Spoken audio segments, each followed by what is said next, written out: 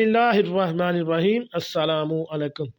घर का डॉक्टर में खुश आमदीद कहता हूँ। मेरी आज की इस वीडियो का मौजू है न्यूरोपैथी।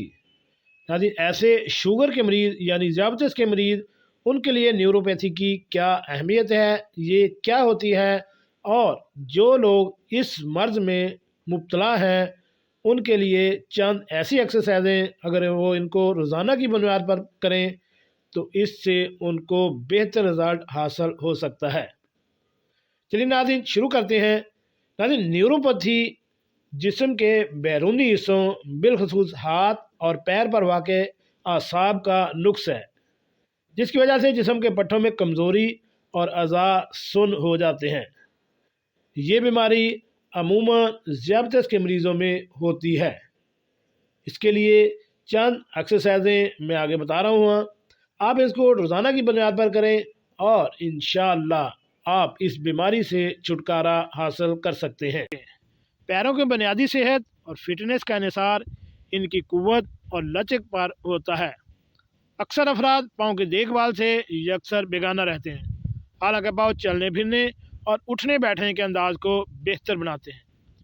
पैरों के मामले में लापरवाही इज़लात में दर्द और जोड़ों में तकलीफ़ का बायस बन सकती है। इसके अलावा हड्डियों के जोड़ने वाली रगों और अज़लात में टूट फूट का अमल शुरू हो जाता है।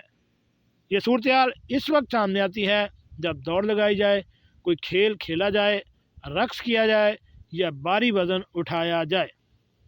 माहिरीन पैरों को सेहतमंद और लचकदार बनाने के लिए कुछ वर्जिशें पेश करते हैं। इन वर्जिशों की मदद से चंद मशक्क़तों के बाद ही पैर इस काबिल हो जाएगा कि दिन भर के कामकाज को बआसानी निपटाने में मदद दे सकें और खेलकूद और भारी काम करते वक्त इन्हें किसी किस्म की तकलीफ दरपेश ना हो। नाज़रीन शुरू करते हैं वर्जिश नंबर 1 का तरीक़ाकार। वर्जिश करने का तरीका ये है कि फ़र्श पर एक तौलिया बिछाएं, इसको पकड़कर ऊपर उठाने की कोशिश करें और ये वर्जिश पैरों की मजमूई कुव्वत में इजाफे का बाइस बनेगी।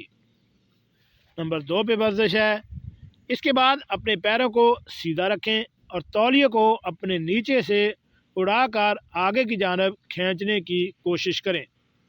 तौलिए को पहले दाएं जानब फिर बाएं जानब खींचें।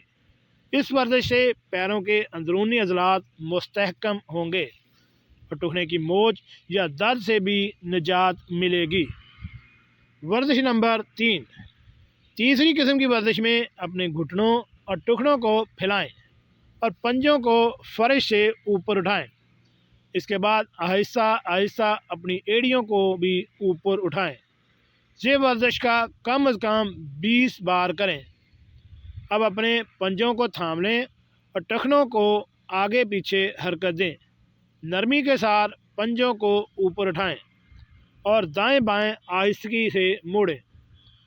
वर्जिश कर लेने के बाद टब में गर्म पानी डालकर इसमें थोड़ा सा बेकिंग पाउडर या नमक मिला लें और फिर इस पानी में दोनों पैर कुछ देर के लिए डुबोए रखें।